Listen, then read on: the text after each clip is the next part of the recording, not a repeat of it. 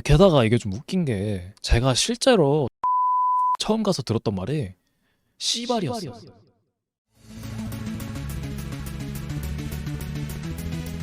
네, 안녕하세요. 반갑습니다. 이번 영상에서는 일본 오사카에서 웬만하면 이곳은 가지 않는 것을 추천드림과 동시에 그 이유에 대해 설명드리는 시간을 한번 가져보도록 하겠습니다. 어차피 사진에 나와 있으니까 그냥 바로 공개할게요. 바로 도톤보리 강입니다. 사실 남바 쪽은 다 해당이 된다고 보시면 돼요. 엥? 거기 완전 유명한 곳 아닌가요?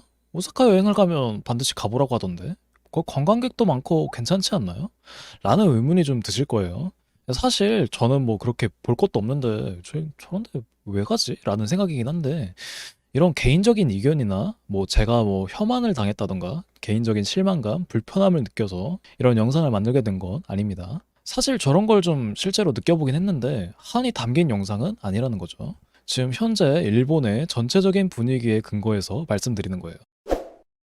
네, 현재 일본 상황은 역대급 엔저로 인해서 엔화 가치가 폭락을 하여 서민들이 경제적 타격을 크게 받고 있다가 최근 들어 미국의 경제적 문제와 전쟁 이슈 그리고 일본의 금리 인상으로 인해 급속도로 반등을 하고 있는 상황입니다. 1,000원에서 1,100원 정도를 유지하던 엔화가 850원대까지 내려갔다가 현재 960원으로 복귀한 모습이죠. 하지만 아직도 엔화와 달러 간의 밸런스가 좀 붕괴되어 버린 상황이다 보니까 수입으로 먹고 사는 기업들에겐 재앙이나 다름없는 상황이 찾아온 겁니다. 물론 수출로 먹고 사는 기업들은 숨통이 크게 트인 상황이지만 아무래도 이건 서민들에겐 크게 와닿지는 않는 부분이에요. 수출 기업이 돈을 벌어가지고 나라의 체급 자체는 좀 악영향이 없는데 이게 사실 당장 서민들이랑은 아무 상관이 없는 거예요. 수입으로 먹고 사는 기업들이 힘들어지면 자연스럽게 수입 자재와 관련된 모든 물가가 폭등을 하겠죠. 당연히 여기에 대부분의 생활 물자들이 포함되어 있어 서민들이 직접적으로 부담해야 할 물가 부분도 정달아 올라버렸습니다. 실제로 제가 엔화가 좀 860원 원저리였을 때 환전을 해가지고 일본을 한번 갔다 왔거든요. 그때 느낀 게 아무래도 엔화가 싸니까 10% 할인 찬스다 막 이런 생각을 좀 했었거든요. 근데 이게 엔화가 아무리 싸져도 물품 자체가 예전에 왔을 때에 비해서 다 비싸져가지고 물가는 뭐 한국이랑 별 차이가 없다. 그냥 마실 것만 싸고 딴 건 다 비싸네 라는 생각을 했어요. 오히려 엔화 가치가 복귀를 하면 일본 여행을 좀 가벼운 마음으로 오고 가기에는 참 힘들겠다는 생각이 들었습니다. 아무래도 한번 오른 물가가 다시 내려가지는 않을 거니까요. 결국 이 엔저 자체는 일본의 전체적인 경제가 회복될 만한 시간을 벌어주긴 했지만 많은 부분을 수입자재에 의존하고 있던 서민들은 오히려 더욱 힘들어진 상황이라고 보시면 됩니다. 물론 엔화가 최근에 좀 떡상을 하긴 했지만 그건 사실 달러와 엔화에 비해서 안전자산으로서의 이미지가 약한 원화를 사용하는 저희 기준이고요. 달러와 엔화의 밸런스는 여전히 불균형하다고 볼 수 있습니다. 그래서 이게 저 관광지랑 무슨 상관이냐면요. 역대급 엔저로 인해서 이득을 본 서민층은 바로 누굴까요? 바로 일본을 제외한 외국의 관광객들입니다. 엔화가 싸니까 그냥 마치 우리나라가 물가가 싼 동남아에 가벼운 마음으로 돈을 그냥 펑펑 쓸어 가듯이 온갖 나라에서 일본으로 돈을 쓸어 오겠죠. 그냥 달러 쓰는 나라 입장에서는 극단적으로 1.5배 이벤트인 거예요.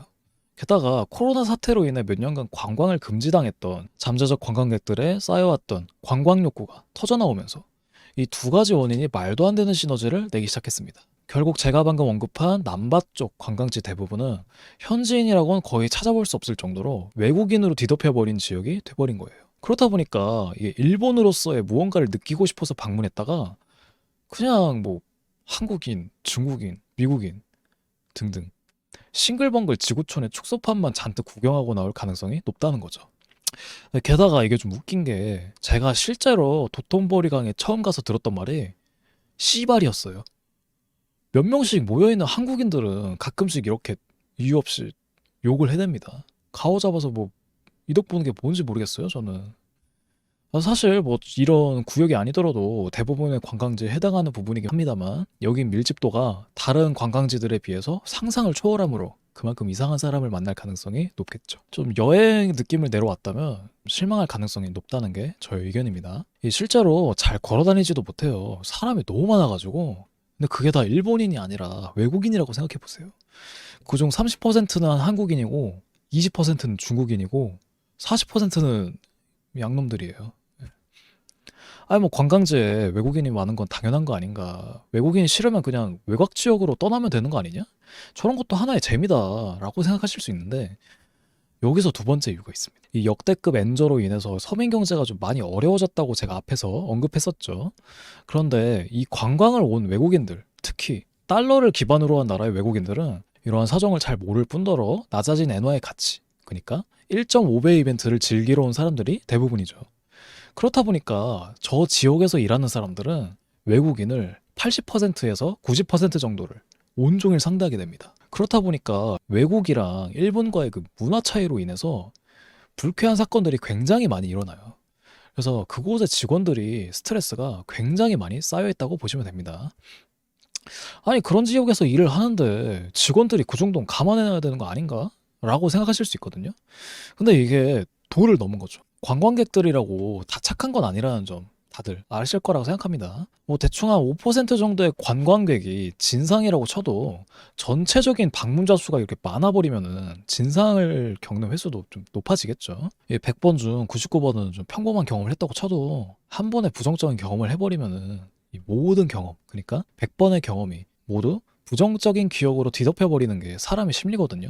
그렇다 보니까 이 불순한 기억 하나하나를 정화해낼 틈도 없이 부정적인 기억의 영향력이 점점 쌓이고 쌓이면서 현지인들이 점점 흑화하는 겁니다. 이 말도 안 통하는 외국인들의 진상짓을 하루 종일 몇 달간 연속으로 상대하다 보니까 그만큼 정신적인 스트레스가 많이 쌓이는 거죠.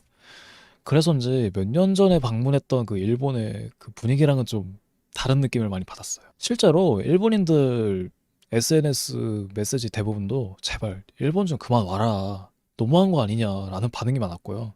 특히 제가 최근에 여행을 갔을 때는 일본에서 느낄 수 있었던 친절함과 여유로움은 사라지고 한국에서 주로 느낄 수 있는 다급함, 이게 제일 많이 느껴졌고요. 불친절함은 사실 지역차와 지점차가 좀 있을 수 있긴 한데 불친절함을 저는 최근에 일본에서 처음 느껴봤어요.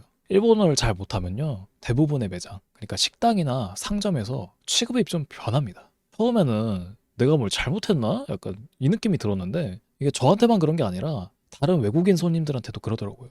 그래도 좀 팝하고로 많이 노력했는데 좀 당혹스럽다가도 바로 옆 테이블이 불편한 응대를 받는 걸 보고 아, 내가 뭘 잘못한 건 아니네 라는 안도감이 찾아옴과 동시에 그냥 인간적으로 좀 서운하더라고요. 제가 뭘 잘못했다고. 아, 뭐 이런 것도 있긴 하지만 아무래도 자신이 아무리 일을 해도 나아지지 않는 지갑 사정과 최근 폭등한 생활 물가로 인해서 스트레스를 적잖게 받고 있었을 텐데 신나게 돈을 쓰러 오는 관광객들을 자주 마주하다 보니까 스트레스를 적잖게 받고 있었을 텐데 이렇게 신나게 막 돈을 쓰러 오는 관광객들을 좀 마주하다 보니까 혼자 타임이 좀 제법 쌓였으리라고 생각이 됩니다. 자기가 한 8시간 일해서 번 돈으로 사 먹을 수 있는 걸 관광객들은 그냥 사 먹는 거죠. 1.5배 이벤트에 편승해가지고. 뭔가 조금은 좀 그럴 것 같긴 해요. 저는 이러한 요인들이 감정으로 좀 녹아나기 시작하면서 그것들이 행동으로 슬슬 드러나기 시작한 것 같아요. 슬슬이라기엔 사실 한두 달 정도 된 것 같기도 하고요. 이 심적 여유가 좀 사라지니까 과거와 같은 친절함과 에너지가 넘치던 그 특유의 분위기를 볼 수 없게 되어버린 거죠. 따라서 관광객들이 많이 다니는 스팟을 좀 찾아가게 되면은 불친절한 응대에도 대일 가능성이 있다. 특히 제가 언급한 이 지역은 밀집도가 굉장히 높고 저기서 일하는 사람들의 대부분은 물론 그 지역의 토박이들도 있겠지만 시급을 조금이라도 더 많이 받으러 온 아르바이트생들이 많기 때문에 여행을 온 기분은 좀 내기 힘들 것 같고요. 오히려 대일 가능성이 높다고 생각합니다. 뭐 제가 일본을 엄청 좋아하는 편은 아니지만 그래도 일본을 맨 처음 갔을 때 받은 부담스러울 정도의 친절함과 일본이라는 나라 특유의 여유로움 때문에 호감이 어느 정도 있었던 건 사실이거든요.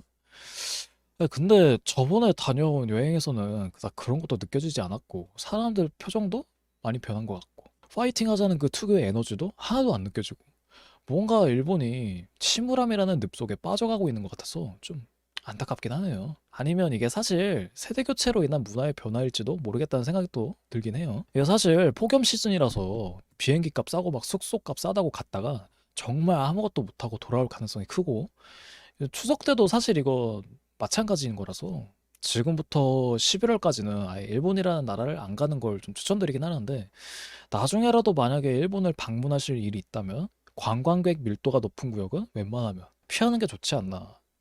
최소한 현지인들도 조금은 방문한다거나 장소가 좀 널찍하다거나 직원이 친절하지 않으면 안 되는 곳. 예를 들면 뭐 디즈니랜드나 유니버셜 스튜디오 같이 좀 유명한 곳이라서 직원들의 교육을 빡세게 하는 곳을 가시거나 아니면 뭐 도시 외곽 지역이라거나 그런 곳이 좋지 않을까 싶습니다. 재밌게 보셨다면 구독, 재미없게 보셨다면 그래도 구독 눌러주십시오. 감사합니다.